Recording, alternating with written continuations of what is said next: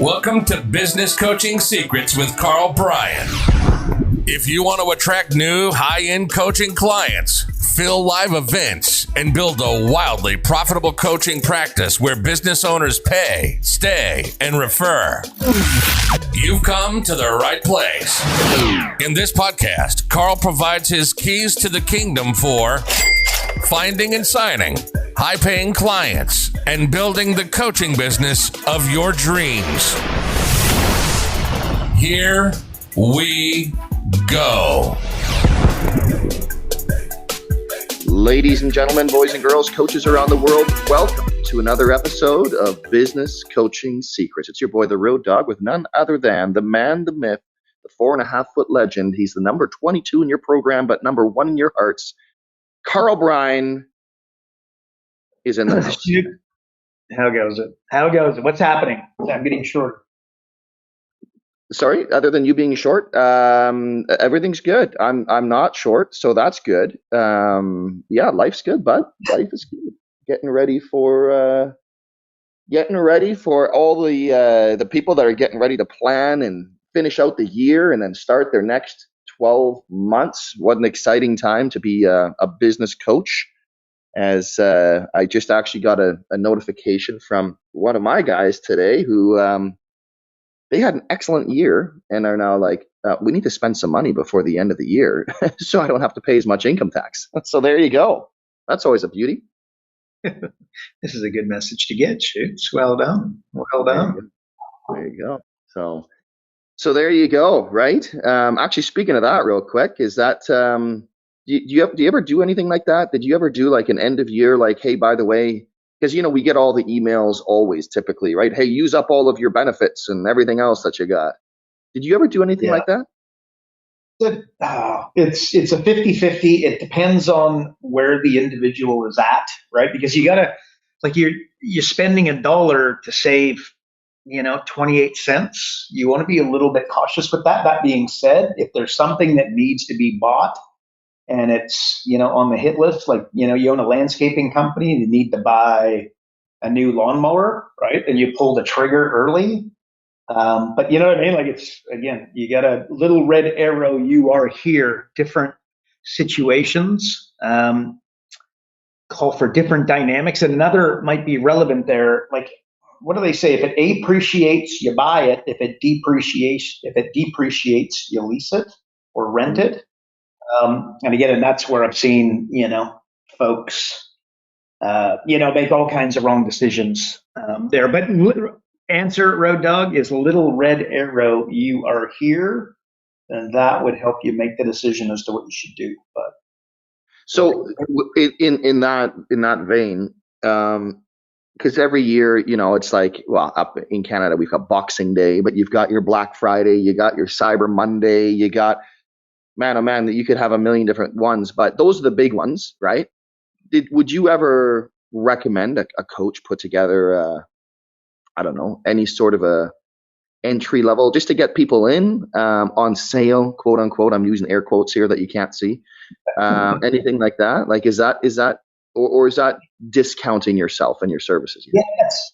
Okay. There's a debate for that, but no, I would be encouraging coaches. See, the problem, I think we talked about maybe something like this, maybe last week or the week before, but like, if they do a Black Friday special and then they do a Thanksgiving special, Black Friday special, a Christmas special, a New Year's special, if they only get one client per special, Valentine's Day and everything else, at the end of the 12 months, they would end up with an extra, 12 clients, right? And when you do your numbers at the end of the year, an extra 6 to 12 clients can really matter. And it just gives people a reason to kind of pull the trigger. So no, I would encourage coaches to absolutely do it. There's the other train of thought that you're now all of a sudden putting yourself on sale. But the way you combat that real simple is you just add a whole swath of value, as in a significantly more expensive, product, and then shave a little bit off as a result of the holiday, right? The Black Friday. So then you actually end up, with a more expensive unit when it's all said and done, but you've done the old, and everybody's heard this, anybody listening to it, but they've added a ton of value, right? So I'm going to say yes, Road Dog, absolutely should. Love it. Love it. Well, love that. Yeah, it makes sense, right? It's interesting. I think one thing that people tend to forget is, do they even know how many clients they need? As a business coach, do you know exactly how many clients you need? Because I'm sure, again, let's just assume, this is a big assumption, that you've actually set your price sort of, it doesn't have to be in stone, right? You feel free to increase your prices as you gain more clients and more experience for that matter. But if you get 10 clients, you're probably pretty good, right? So then you're creating natural scarcity. And speaking of scarcity, that was a long lead in, by the way. Do you want to be, when it comes to your availability, Karl, it's that whole, you don't want to miss out on an appointment, but at the same time, you don't want to look like you've got all the time in the world. So, do you want to sort of be overly available, or do you want to be hard to get a hold of? Oh, but good question. Okay, you kind of look at, once again, gray. Being too available is going to be a killer for sales. It will be a killer for your preeminence, killer for your positioning, right? So got to be too available is a horrific idea. An example of where coaches mess that up is they have a calendar and then they send out a 30-minute calendar link. And then the guy can see, or the gal can look at your calendar and see that there's nothing but openings for weeks, including this week and this afternoon, right? So solution to that, by the way, is having two calendars. You definitely you're going to send out that link. You want your calendar to look rather scarce. I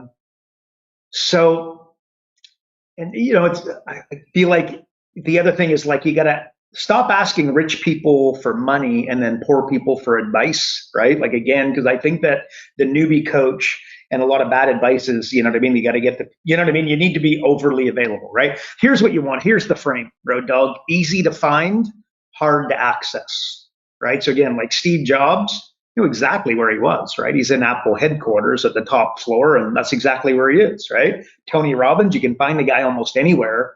Online and literally a calendar of his events are right there on the internet. Warren Buffett, again, sitting in his office, literally tell you where he is. I think everybody knows where the guy lives, but easy to find, hard to access, right?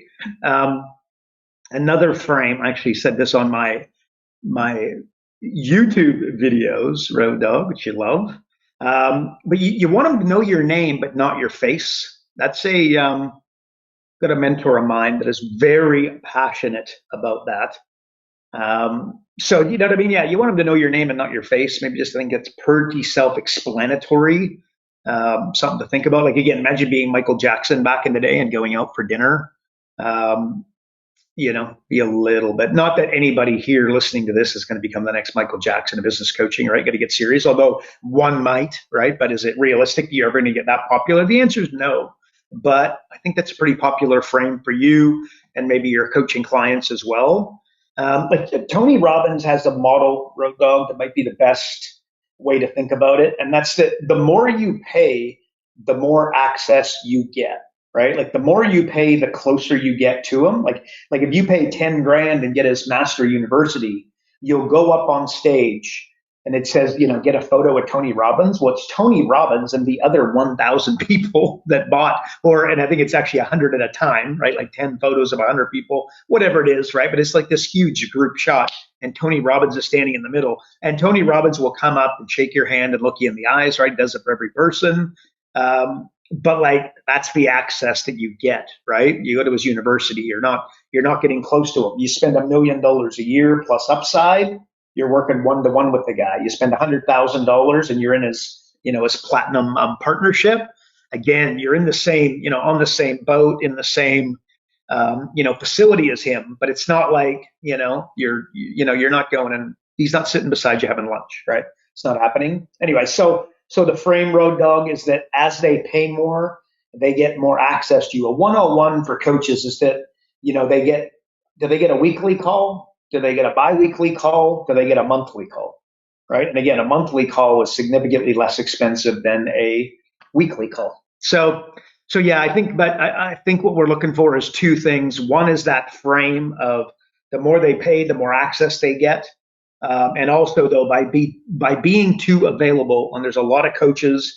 I've got a saying: if you can coach, you can't sell, and if you can sell, you can't coach, which is a bit on the it's not quite like that. There's definitely folks with both talents, but it's more rare to be one or the other. And I think that the coaches that can't sell, they kind of, throw themselves around at a high level where they're just way too available. And I would encourage them to have a good hard look at that. So that's my answer, Shoots. What do you think? I like it. I think you need to turn down your notifications, Shoes. But hey, in a complex world, I'm trying to find a good transition here because we got a question about simplifying, and I'm just trying to think of again, like anything, how do I even simplify this question? Holy smokes! When it comes to just chunking things down or simplifying anything, what do you do? Do you have a frame that you follow when it comes to basically just okay, here's this big complex thing, here's how I simplify it? Yeah. Okay. Dummy down to three. Here's where I would start. In fact, high level psychology would tell you this as well. You dummy it down to 3 steps. There's something magical about 3. Okay, so 3 steps to marketing. Step 1 is the right market, right? Denters, chiropractors, medi-spas, restaurants, cosmetic surgeon, business coaches, new moms, golfers, etc. Right? Butcher, baker, candlestick maker. So you got the market. So you're talking specifically to a category of people. Then step 2 would be the right message. Are you looking for high-end coaching clients post-pandemic and looking for clever ways to get in front of your ideal coaching prospects? Right. So the right method, is that the best message? Is that the worst message? Somewhere in the middle. But at the end of the day, there's no doubt that I am speaking to, coaches and wannabe coaches with that message. Right. Or maybe it's that we're going to successful coaches. And are you interested in are you a successful coach and looking to build a team of coaches underneath you? Right. And again, we can solve that problem, right? Where we have a flagship program where you build a team of, 10, 25, 50 plus coaches underneath you. So the translation of that is that you're building a business coaching company with business coaches doing the work while you strategize and farm off the butcher, baker, candlestick maker type work, which is not for everybody, but no doubt you could see how that message is not going to talk to a newbie coach, but that message would talk to somebody who's having some success, right? But the bottom line is step 1 is that right market. And step number 2 is the right message and the right words in order to get to a result. And then the medium, right? So how are they going to reach them? Social media, Facebook groups, radio, LinkedIn, direct mail, radio, TV, trade shows, maybe lunch and learns, email list and podcasts like we're doing here. That's 3 steps to marketing success. And remember, marketing is not about looking good. It's about a predictable system to create, I want to say, completed sales, like sales that, end in a credit card or money in a bank account, the end. So it's, again, marketing is not about looking good. It's about a result that is finite and that you can count and it's tangible. Kind of sounds obvious, but I know that a lot of folks are messing it up and using marketing to kind of make them feel, you know what I mean? They're messing it up. Too much looking good and not enough tangible results. So there's 3 steps. That's an example. I dummy it down to 3 steps as the overarching thought, and that's what I do.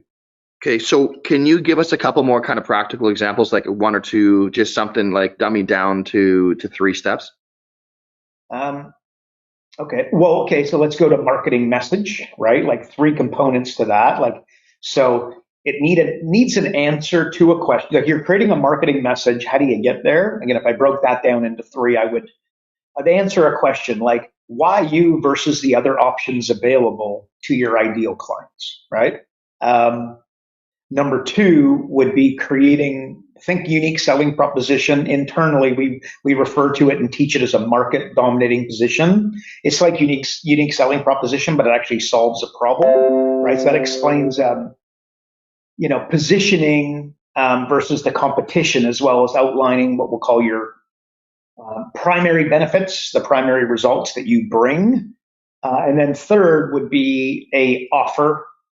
Let's call it a mafia style offer. So that a mafia style offer is one that they can't refuse, right? So it elicits action. So like a simple way to help your client create a message is to give them 3 pieces of paper. Okay, once again, 3, but get them to write down features on one, advantages on another, and then the third one is benefits, right? And by the way, when doing benefits, which is significantly more important than the other two, be thinking customer promise and deliverable. So it could be speed, it could be quality, it could be quantity, etc. And then once you complete those 3, I'd rank the results of everything and just do it on one page, so it's nice and easy.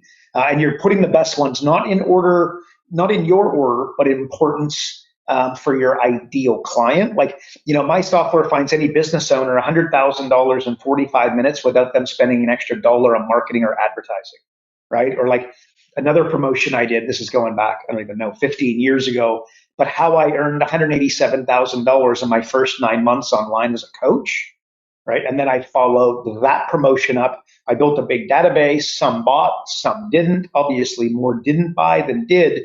Well, I went to that, the non-buyers, and I put another program, how I generated 250 hot new coaching leads in 90 days using Google, right? And I put that in front of them, right? And notice how I generated 250, like it was a quantifiable, hot new coaching leads. I was selling to coaches, and as if they're not looking for hot new coaching leads. And it was timely, like 90 days using Google. Or the other one, like how I earned $187,000, right, in my first 9 months. And then it was online as a business coach, right? So again, really definitive and real tight. But if you went features, advantages, benefits on a piece of paper, rolled those all out and said, what is my clients what are my ideal clients looking for? And what's the order of importance? I think that you might find it's going to be significantly easier to be able to work out how that messaging would go. So anyway, so that's 3 steps to creating a marketing message is answer a question, create a market dominating position, and then an offer. And then internally, Road Dog, when we help, so a new business coach comes on board with us, we help them in 3 specific tight areas. We help them with lead generation, we help them with conversion of high-end coaching clients, and then we help them with fulfillment. And then if you look at our software, again, the software does exactly that. Helps them with the lead gen, helps them with the conversion, helps them with the fulfillment, right? Even Road Dog, we've talked about this, in fact, again, recently, but when I do if I get up and I'm going to do a 2-hour presentation, I would create a certain amount of areas that I would talk about, call it 5, might make sense to call it 3. So I'm going to go 3 specific areas, and then I would there's a framework of 3 that I do for each, which is question, problem, solution. So goal setting, have you written down your goals? And then I would explain the problem. The problem that you probably wrote down is that you want to do $1 million a year. Well, the problem with that is you could accomplish what you actually want, and a lot of folks do, and then they actually lose money. So the solution is to build, would you want to build a 7-figure business and lose money, or a 7-figure business and make $100,000 and have that many clients and that many products and that many services, that many staff and that much deployment? Or would you rather have a business that does $250,000 with $200,000 of profit, which is twice as much profit, a quarter of the revenues, and we'll presume, close to a quarter of the work? Which one suits you better? And they all of a sudden start thinking about it. But it's question, problem, solution. So that way I don't need notes. I can just literally, go to my next topic and just go question, problem, solution. Makes it really, really easy. If you don't want to be standing up there and using PowerPoint. Of course, then the question is, should you use PowerPoint when you talk? And the answer is maybe. But I can tell you, Tony Robbins doesn't use a PowerPoint, and there's a reason why.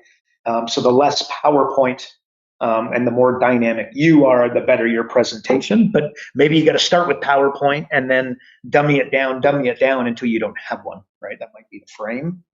But anyways, Road Dog, that's it. You break it down into 3. Even like their pricing, you should have 3 pricing packages. You should have platinum, gold, and silver. Your client should have platinum, gold, and silver. The question is, do they?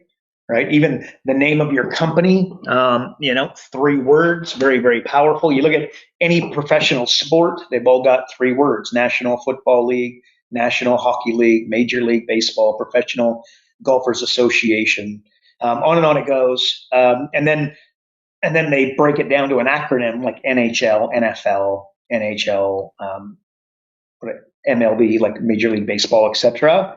PGA, and it's not by accident. Like there's something magical in 3. So when you want to dummy something down, you want to simplify something. Not always possible. By the way, we have like a framework that we teach: interrupt, engage, educate, offer. And it's 4. We tried mightily to try to find a way to make it 3, but it just didn't make sense to take one of them out. So in a perfect world, that would be a framework of 3. But the reality is it's a framework of 4 that we teach, right? So not all, what am I saying? It's not always possible. At the end of the day, the end goal should be the best possible product for your clients. So, in the interest of getting to 3, don't make the product less, but if you can, you're going to make it really, really like a million times easier for your clients to follow. So there you go, Shoots. But that's, I think, the magic of 3. What do you think? Okay, so I'm going to change gears here completely, just to kind of keep you on your toes a bit. And I want to talk about your favorite topic is talking about your feelings, Karl. 100%, you love it. It's always beautiful. But when we talk about emotions, okay, emotions obviously play a big part in business, and I want to get an idea of how you see that, how you see emotions playing a part in business, and then as a follow-up, I want to know, because I know you're going to have some good insight there, do you have tools to help you manage them? Ooh, Shoots, feelings, emotions. Tear us up here. That was lame. No, so look, emotions, do they play a part in business? Emotions start wars, they end wars, they make babies, they end marriages, they start fights, end fights. They create lifetime jail terms for somebody who would be otherwise referred to as a really good man, good woman, maybe. It leads people, nobody's going to commit suicide and not have emotions front and center, negative emotions, by the way. Emotions must be controlled. And I would say that most successful people, right, and when I say successful, let's go like financially successful. Let's weigh up happiness, content, their level of contentedness. I don't know what's the word there. I don't know, how content they are on a scale of 1 to 10. Their level of fulfillment, right? Like how genuinely, and not the one that they play on Facebook. I'm talking about legit in their quiet moments. How stable are they? How comfortable are they? I can say emotions so the uber, I'll tell you this, Road Dog, I know this for sure. The uber elite, right? So again, people that have really, let's use sports as an example. They're insanely disappointed in their own performance, and they use successes as motivation towards a higher level of performance, right? Like they don't bask in glory or past performances. And by the way, when you see somebody doing that, and when they do, that's when they start to slide, right? So that's why Tom Brady will, have 3 and out and come back to the sidelines and throw the iPad and smash his helmet, and people are watching. What do you think when you see that?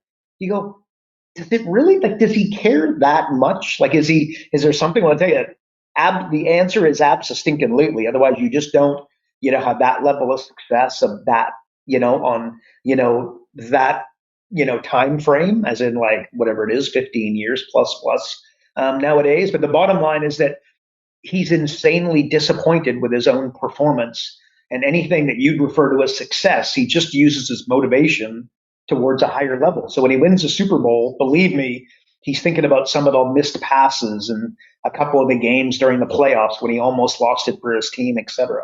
So anyway, and when they stop to do that, they start to slide. I can't begin to tell you how important that it is when you go to the Facebook page and all of a sudden somebody starts to, that language and that attitude starts to slide a little bit. It's a slippery slope. They are about to go from uber elite to somebody who was uber elite. Is that? I don't know. That's what I'd say. So then also Road Dog, to manage it, like the best of the best perform their best on the biggest stages, right? Like they peak at the right moment versus try to maintain a certain and consistent, I'm going to say quote unquote level of performance. Like it's not uncommon for a tennis player to win more points but lose the match. Okay, why? Certain points matter in a close match. Okay, so an example is break point, right? So like in a tight tennis match, when you look at the statistics, the person that won the more break points than lost them, the person with the better percentage there will generally be your winner, right? I remember a few years ago, Drew Brees, who's unbelievable quarterback, New Orleans Saints, right? Had broke all kinds of records. Will walk into the Hall of Fame. He played Brady twice in his first year in Tampa Bay. Beat him both times, right? Well, what happened in the playoffs? Guess what? Brady beat Brees, right? When it all mattered, because certain points, certain games, certain things matter at a higher level, and that's why Brady's got his 6 rings, right? And he did. And by the way, that was the first year with the Buccaneers, and they won the Super Bowl after knocking off Brees, and debatably, they beat him twice. Not often you lose to the same team twice in one season, then you go into the playoffs and then knock that team out, right? Look, I get no idea what the statistics look like around that, but I got to tell you, they're not overly great. And then also, Road Dog, like the best of the best never feel like they're ahead while competing. They kind of again, I've said this lots of times, but you introduce me to a professional athlete, I'll show you somebody who is more motivated by pain than pleasure by a lot, right? So they compete like they're scared to lose. Or maybe fighting to catch up regardless of what the score is, right? And this creates their competitive advantage. And again, I will show you Brady, like even when, they can be up by 10 points and he'll come back. And believe me, throwing of the iPad and the smashing of the helmet, it might be a little bit less in those situations when he's ahead than when they're behind. But that being said, make no mistake about it, you'll be able to see game film where he is up by 10 points or more, comes back, and he is pissed right off, yelling at the players, yelling at himself, sitting with his head down, staring down at the ground. And you just see that he's red-faced and he's, unbelievably angry again because, he's playing like he's scared to lose or fighting to catch up, right? So, and that again is what separates the Serena Williams, the Michael Schumachers, the Roger Federer, the Michael Jordan, the Wayne Gretzky, etc. That's it. So if somebody's listening to this, my question is, where do you fit on that scale, right? Like, are you insanely disappointed in your own performance? Like when you do a live event, right, at the local Chamber of Commerce, my question, when you walk off, how do you feel? Are you do you feel like you're playing from behind? Do you feel like when you do get on, if there's 10 people or there's 1,000 people, do you buckle with 1,000? And do you relish the opportunity to speak to 1,000, or does that make you throw up in your mouth?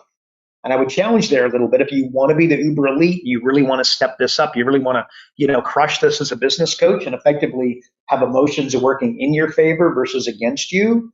I want you to be absolutely dying to get in front of 1,000 as opposed to the opposite.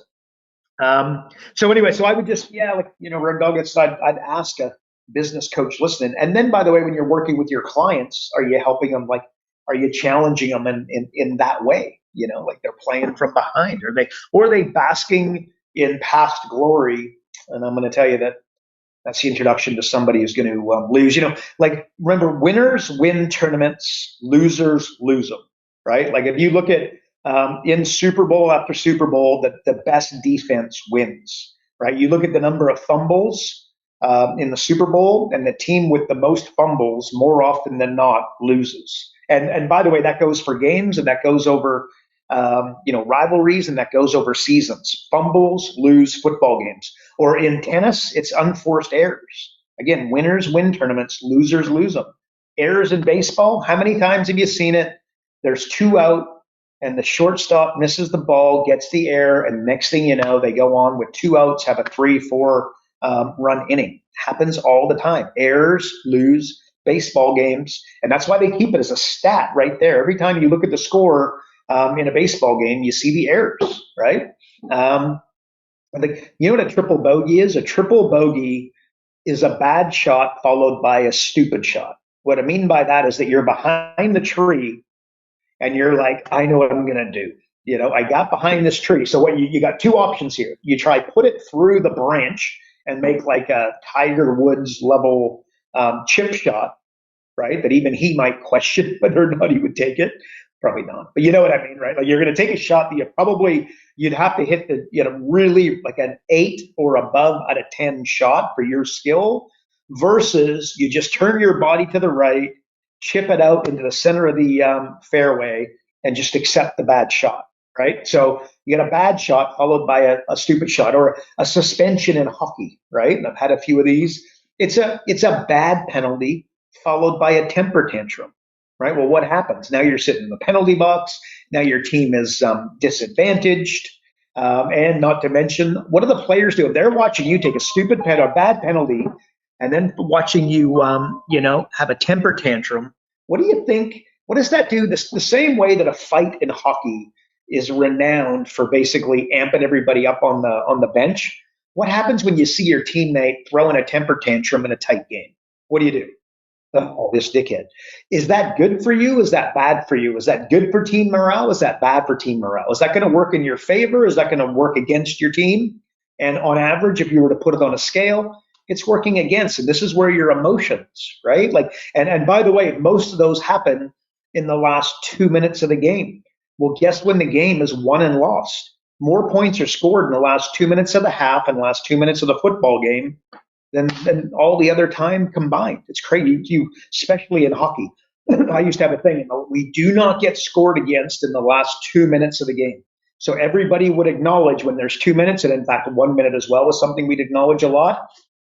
But we noted when there's 2 minutes to go, 1 minute to go, we don't let the other team score, right? We tighten up defensively big time, which, by the way, you got to manage your emotions because everybody wants to score a goal, and that's like way more exciting, and that's sexier, and don't get your name in the paper by passing the puck type of stuff. Like, you want to be the guy, right? Well, when you're tightening up defensively, you don't tend to be the guy. You just tend to, move in with everybody else. But this is how you win as a team. Just make sure, we don't want to lose it. Winners win tournaments, losers lose them. We didn't want to lose it, right? So yeah, just, and so when those situations come, how you handle yourself matters, and that just simply that's managing emotions. Remember, Tom Brady, like they were down, I think, at like 37 points at halftime against Atlanta in the Super Bowl. They still pulled it out. And by the way, I believe that's an identity thing. That Bill Belichick would deserve just as much credit as Tom Brady there. But let's not go down that rabbit hole. But the bottom line is that's an identity thing. That is if we're not going to win, we're not going to come back in here at the end of the game and not be able to say we left everything, and I mean everything, on the table. And Doug, I've been saying this a lot in some videos and whatnot I've been creating, but like don't concentrate on what you do. And it's not that you don't concentrate, but I want you to concentrate less on what you do and concentrate more on who you are, what you are.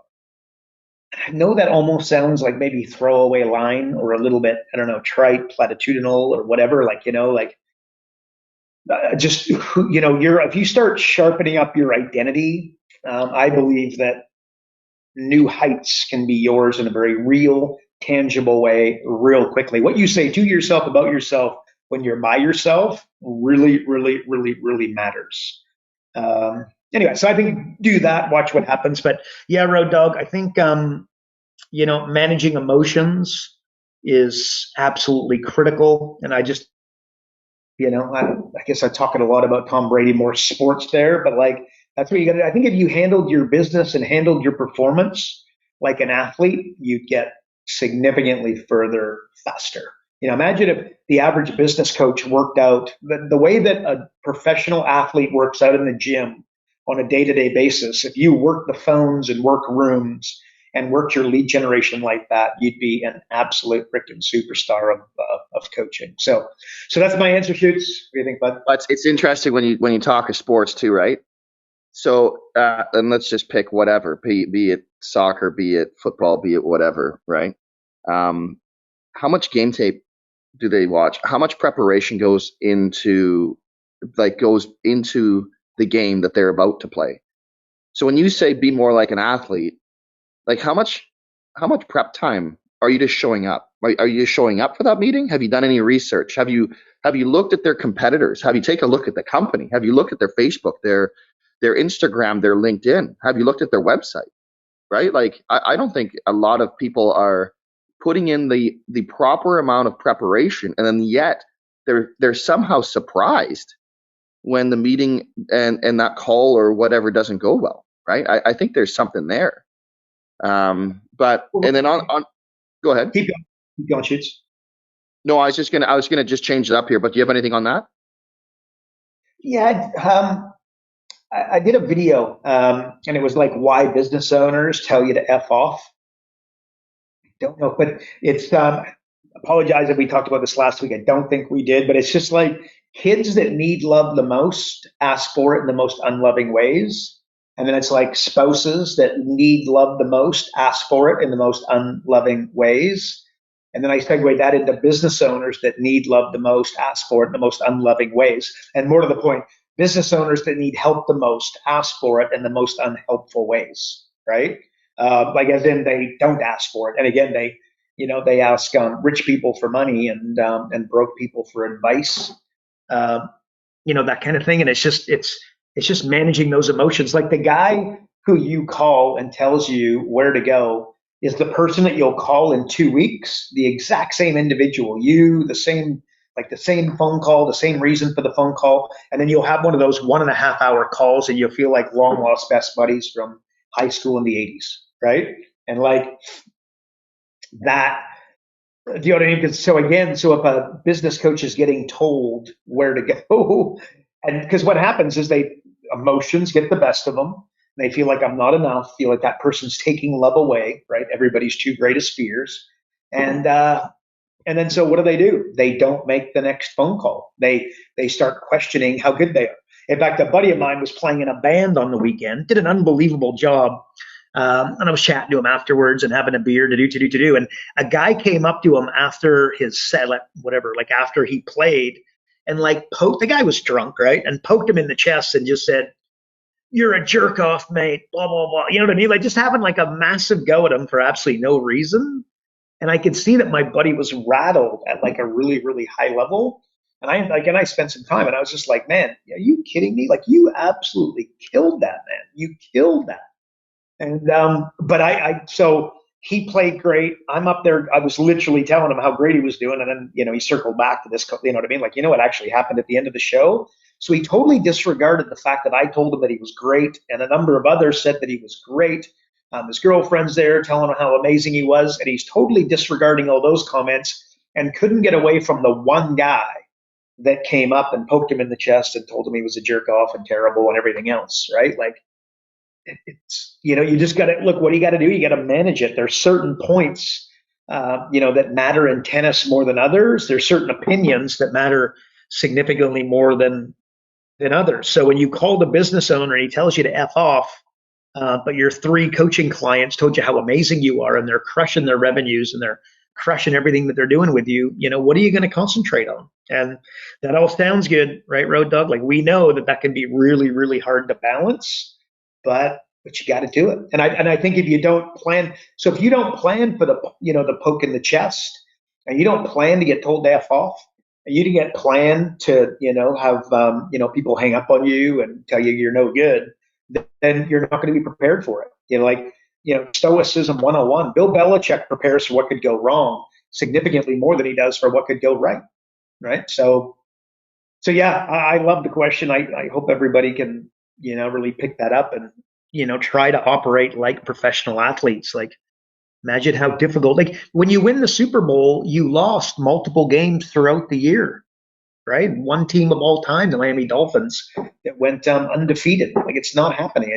It's how you manage. Like that would be losing clients, Road Dog, right? Like, no, it doesn't feel good for anybody to lose a coaching client. And I've lost plenty of them over, the years. But again, it just needs to be next, because you're not for everybody, and you frankly don't want to be.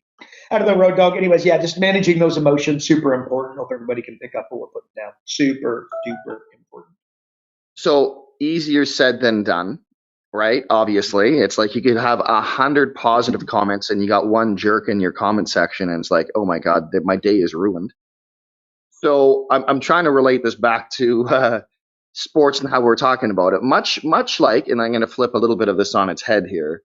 Much like a hockey fight can change the, I guess, the momentum and the pace of the game, right? And can really fire up a team. What strategies do you have, or what do you do when it's like something bad happens, it throws you just off into a loop mentally, and you're like, oh shit, I got to get myself back on track here. Like, is there anything that you do, or anything like that, to just be like, hey, time to correct this behavior and get my mind right again? Nice. Okay, Rod, I'm going to go like a baseball player strikes out. What do they do with a baseball player strikes out 10 times in a row? I can tell you what they do. They get them, first of all, fundamentals, right? We don't go, you've been right-handed for ages. You should really start hitting left-handed, right? Like, it's stupid to even say, right? But that's, the defenseman's like, you know what?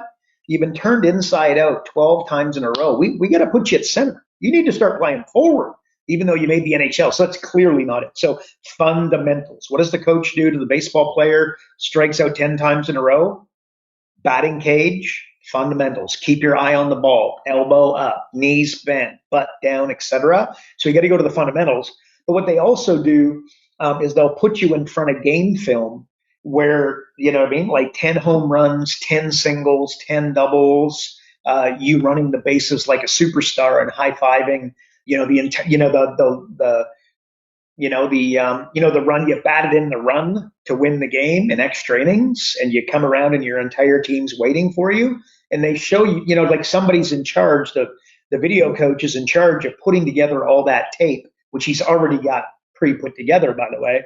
And he sits you down and he watches it with you, you watch it. And they insist that you do. So you go back to, that's you. You're not the guy who struck out 10 times in a row, although you are, but that's you. That's why you're here. That's why we picked you. That's why you're playing third base for the Pittsburgh Pirates, etc. So, Road Dog, I'm going to say fundamentals for sure. And then, so then look, okay, so, and then I'm like, okay, the business coach doesn't have a video coach, and there's not like, that's not available to them, right? But again, like what I do is I actually, like a superpower for me is going for a walk. And actually nowadays I love riding my bike along the beach, which is kind of hasn't replaced that. I still go for lots of walks, and some of my best thinking is done when I go for a walk. But I've fallen into what we'll call a slump. I will go for a long, extended walk. And again, I repeat things like, okay, Rod, a couple of things. Like one of the things that I will do is I will set a goal for myself. And then this is one of my personal fundamentals, which will not necessarily work for everybody, but I got to tell you, it works magical for me. But I will write down my goal on a piece of paper, but I'll do it so that I cannot see white on the paper anymore. When I'm done, and I'll watch, I start with going across, like say it'll fit like twice across the page. So I write it, twice, go all the way to the bottom. But then I go like in between those two lines, and then I'll start going down, and then I start going across it. Like when I'm done, you literally cannot see white on the paper. That's always the goal. So I set myself a goal. The other thing about goals, if the obstacles are stopping you from accomplishing your goal, what you need to do is make a significantly bigger goal, right? Like so, let's say that a guy Let's say a guy's got a beer belly and he doesn't want to take his shirt off at the beach, but he happens to be laying down and his gut is showing. And if he gets up and goes to get a drink, or if he gets up and has to go to the bathroom, he will always put his shirt on and walk to go get a beer or go to the bathroom because he's walking by a bunch of people and he's very insecure about his beer belly, right? Well, okay, there's a dog drowning or there's a kid drowning and he gets first sight of them, right? What happens? He stands up, and the last thing he is thinking about is this big fat gut. What is he doing? He's going to save the dog. He's going to save the kid. He is racing towards the water, and he won't give a fraction of a fraction of a fraction of thought to who's going to see his beer gut. You know what I mean? So, good example, horrific example, don't know. But what you got to do, like, you got to make sure that you're chasing big. You know, you got to shoot for the moon, and then if you miss, you're ending up in the stars, and you really, really crushed it. Um, so what I'm saying is, if you want to accomplish a goal and the obstacles are stopping you, you got to make the goal way bigger. And the example that I would give is, if you're trying to get the 10 grand a month with your coaching, or you're trying to fill an event at the chamber with 10 people and it's not happening, you need to change. You got to start putting 100 people in the room, but legitimate, but don't be full of poo-poo, right? Don't go from 10 to 100 if you're not ready for that. But that being said, like what I used in a video recently is that you want to elevate the level of consciousness of local business owners and eradicate business failure within 3 years in your city, right? Which is, let's just assume that's like a monumental, crazy, huge goal, right? And that may or may not fit the person listening, but no doubt you could see if that was legitimate your goal and you wrote it down and you wrote it on the piece of paper until you couldn't get there, and you said it to yourself time and time and time and time again as you were going for a walk. I find it very, and by the way, when you spoke to the accountant, you spoke to the promotional company, you spoke to the incubator, and you spoke to the gal at the chamber and the chairman of the board of the chamber, and you're speaking to people about your event, your excitement about the event, and you said that here's my goal, and this is what I'm doing, this is why I'm alive, this is my purpose, this is why I'm calling you, this is why I do what I do. I don't know, I have a hard time believing that those people won't believe in you at a significantly higher level, right? Like the most famous speech of all time, what was it? I bet everybody knows what it is. Martin Luther King, right? And what were the four, how did he start that speech? And I bet you if you're listening to this, you know what it is. I have a dream. He didn't start with, I have a step-by-step plan. He started with, I have a dream, right? So when you talk to the accountant, are you bringing him your step-by-step plan, or are you bringing him your dream, right? I think that there's huge, and by the way, again, we can only assume that a dream is going to be significantly bigger than a goal, right? Anyways, Road Dog, that's what I do. You know, I write down the goal, I repeat the, you know what I mean, the result of the goal, time and time again. And in fact, here's one last thing, Road Dog, that I do. But I now command my subconscious mind to direct me to do whatever it takes to, and then enter my goal. Let's just call it $1 million a month. I now command my subconscious mind to direct me to do whatever it takes to make $1 million a month recurring revenue starting now. I now command my subconscious mind to direct me to do whatever it takes to make $1 million a month starting now. I now command my subconscious mind, and I just say that to myself over and over and over and over and over and over and over again, legitimately. And I say it loud, and I say it with animation. And of course, I get myself to a place where I can't, I'm not walking down a busy street doing that, right? Like a weirdo. But I'm going out into the bush, you know what I mean? I'm by myself. I'm where, people can't really hear me. And I'm walking and I'm doing it. And by the way, if that sounds semi-familiar, ripped off from one Tony Robbins, where before he gets on stage, he says something significantly longer. But again, he talks to his subconscious mind and demands that he finds a way to move the people in this room, no matter what happens. If it takes brevity, it takes sarcasm, if it takes humor, whatever it is, he demands it of himself to move the room. And he says that before he goes on stage every single time. So Road Dog, that's that's some of the things that I do. But I think what's important is I come back to the fundamentals, and I would encourage everybody listening to think about what are the fundamentals for you. The way that the baseball coach will put you in the batting cage, and again, you're making $10 million a year, and he's talking to you about keeping your eye on the ball. He's talking about keeping your elbow up. He's keeping about bending your knees, keeping your butt down, getting your center of gravity lower. Well, if you were 6 years old learning how to play t-ball, guess what they talked to you about? Keeping your eye on the ball, keeping your elbow up, keeping your butt down, lowering your center of gravity. It's the exact same way you teach a 6-year-old is the same way that you teach somebody who's making $10 million a year to hit the ball out of the park against the greatest pitchers, the best pitchers in the world currently, right? So it's fundamentals, bud. It's just, so what are those fundamentals to the individual is the question. There you go, Shoots. There you go. I was going to actually ask you about your incantations there, because Nice. what do you say to those? And again, we got to wrap here, but what do you say to those folks? Let's just go ahead and just say me, that are just like, man, that is so woo. Like it is like, really, like that is so woo. Like, what do you just say? Just try it, challenge me. Like, how does that work? Remember the time I was driving, right? And you saw. Yeah. I didn't want to go there, but yes. Oh my God, it was hilarious. You're like, well, who are you talking to? You were super animated. I was like, Road Dog, honest to goodness, man. I was doing my, I now command my subconscious mind. Like I was doing that, right?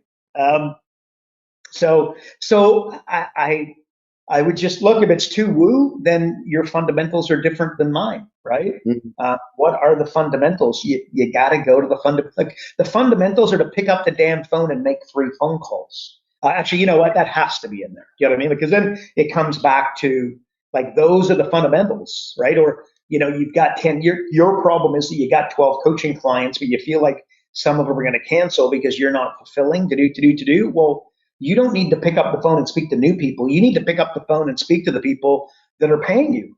Like that's the fundamentals, right? And then, action's going to solve a lot of these problems. But look, Road Dog, that's super. That has got to be in there.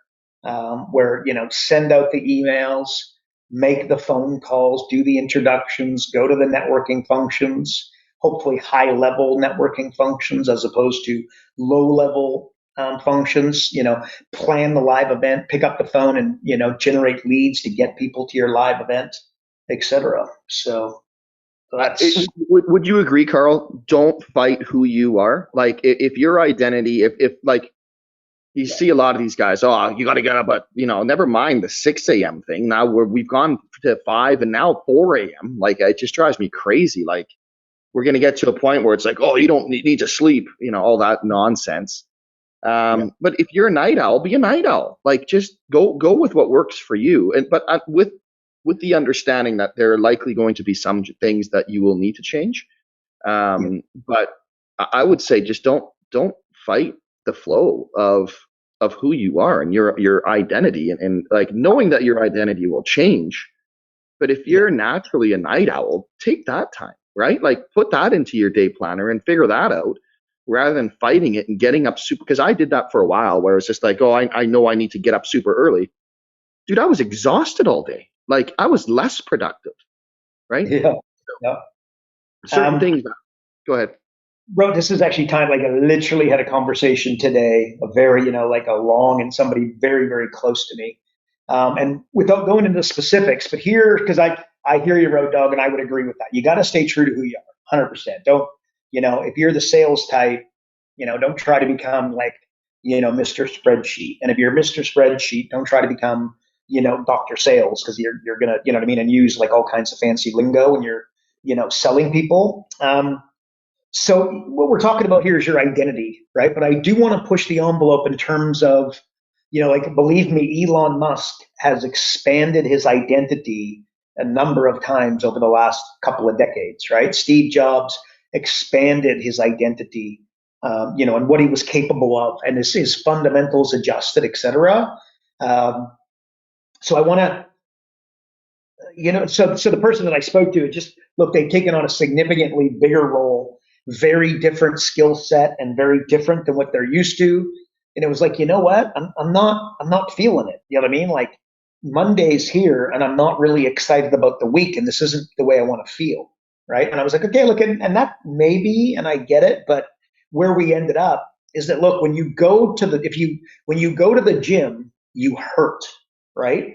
So growth hurts. And it hurts me, and it hurts Road Dogg, and it hurts you, and it hurts Steve Jobs, and it hurts Tony Robbins. It hurts everybody, right? So I want to make sure that we're also, while saying, okay, yeah, be true to who you are, but let's not give them a pass on the growth thing where, they're not becoming the best. Remember, it's not, concentrate less on what you do and more on who you are and what you are.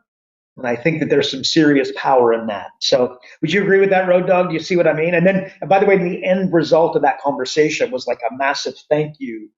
And you know what? And you know what I mean? And again, sent a video that really talked about identity at a really high level and effectively what I just described, right? Where, growth hurts, and it hurts Steve Jobs, you know what I mean? Like, it hurts Steve Jobs, so it sure as heck going to hurt you. So what do you think, Road Dogg? You follow me? I want to make sure we don't get folks. How about this for putting a bow on this? You tell me. So there are certain tasks and certain things that you still need to do. So you can't get away with not doing. Let's use sales calls as an example. Okay. So guess what? You still need to make sales as a business coach.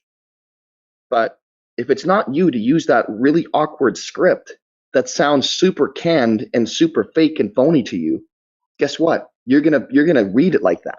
So just be you on that sales call and see what happens. But you still got to do the freaking sales calls. Yeah, there we go. So action, right? So a fundamental, what you just said is that a fundamental is actually putting in the damn work, right? So yeah, just they got to add to the woo-woo stuff of, I now command my subconscious mind, yada, yada, yada. And by the way, that's going to be amazing for some, and it's going to be not so amazing at all for others, and that's okay. But these are fundamentals of mine. Question is, what are your fundamentals? And by the way, Road Dogg, there's people listening going, okay, I don't even have, you know what I mean? I don't have that rule book. I don't have that thing to fall back on. I don't have the equivalent of the batting cage, and you got to create that, because you're going to have, good days. Like, it's not like you're going to have no bad days. It's that you got to, like, success, massive uber elite success is managing those bad days on those bad periods so that they don't last and then they don't halt the progress of the positive stuff. Like, that's the secret. Again, remember, in football, you know what I mean? Fumbles matter, right? In tennis, unforced errors matter. In hockey, penalties and then suspensions matter, right? So you've got to manage all of that stuff. You got to make sure that you're not dropping the ball. That's what you got to do. So that's what I got, Shiz. There you go. All right, bud. So action, like, we're going to go into our one thing. What's the one thing that you're pulling from today that people can take out and actually start implementing? Would it be action, or do you have something else that stood out to you? I think everybody here needs to decide what their fundamentals are. Like Road Dogg told you, you know what I mean? He's not the 5 a.m. guy. He doesn't want to be the 5 a.m. guy. He tried it, and guess what? Didn't work for him. And guess what? And, Tony Robbins will tell you again, he's a night owl. He's not the 5 a.m. guy, and that works for him. That's Tony Robbins. That's Road Dogg. That's not you. What time do you wake up? And by the way, have you experimented? Like, Road Dogg is able to say that he experimented. That's how he's going to be different than a lot of the other folks, right? Like, okay, he's established over a period of time that he's not the 4 or 5 a.m. guy, right? What about those phone calls? Are you more of a private message guy? Are you an email guy? Are you a pick up the phone guy? Are you a drop in guy? Are you a joint venture guy or gal? Are you the speaker guy or gal? Like what is, you know what I mean? Like, what do you got to do? You need to get up in front of, 10 to 25 to 250 people consistently, and you've got the ability to get in front of those folks. Okay, well, if that's a fundamental for you, when I count how many people have you spoken in front of in the last 30 days, that's going to be one of your fundamentals. But those events aren't automatically going to happen. They're going to be, again, phone calls, messages, reach outs to be able to get some of those speaking events going, right?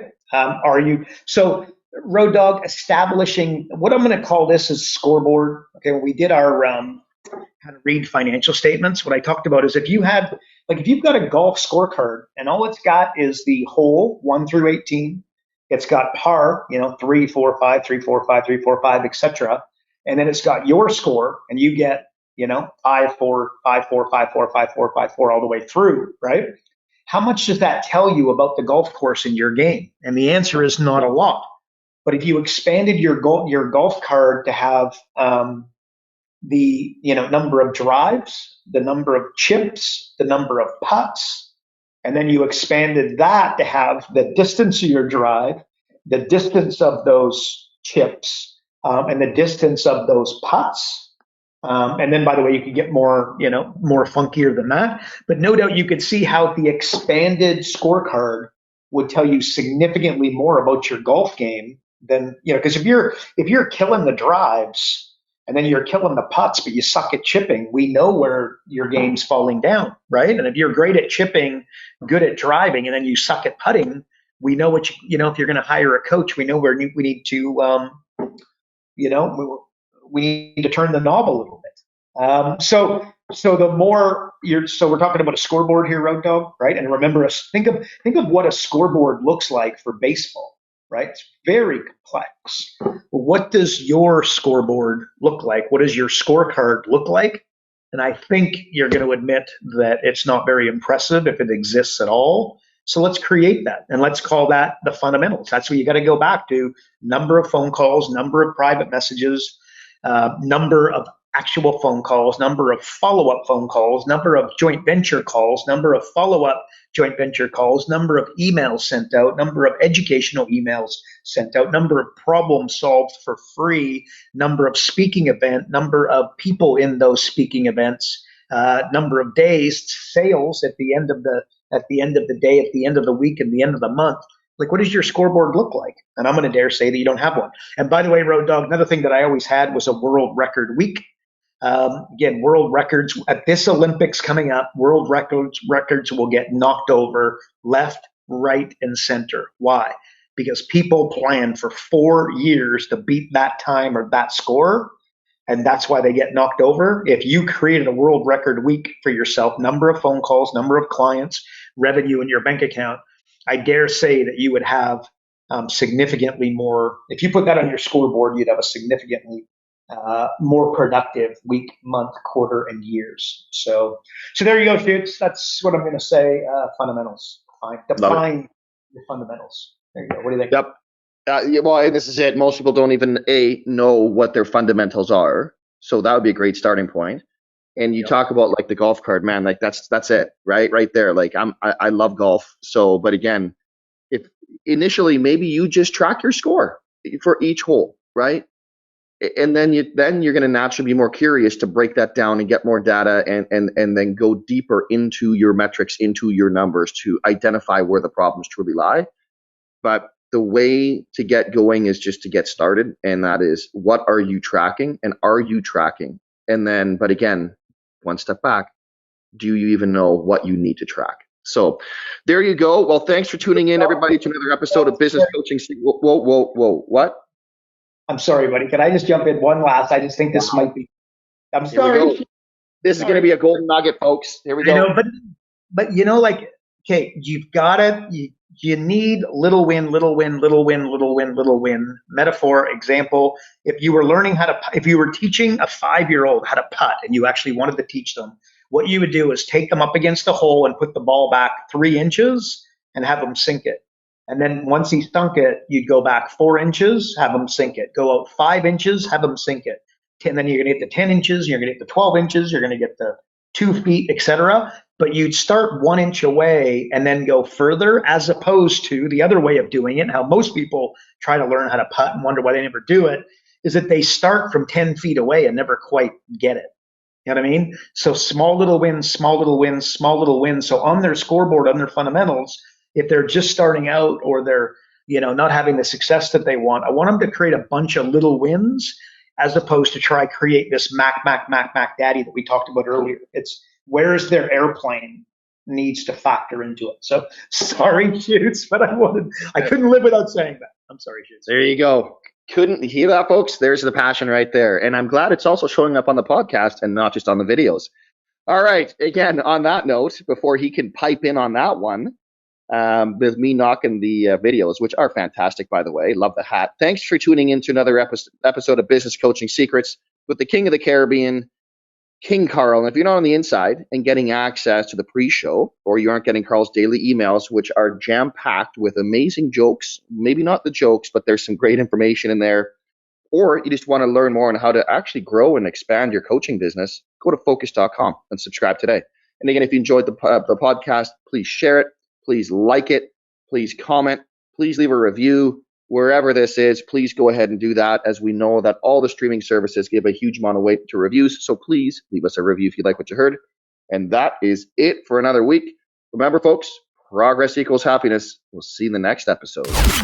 Karl Bryan built Profit Acceleration Software 2.0 to train business coaches how to find any small business owner more than $100,000 in 45 minutes without them spending an extra dollar on marketing or advertising. This becomes a business coach's superpower. So as a business coach, you'll never again have to worry about working with business owners that can't afford your high-end coaching fees. Check us out at focused.com.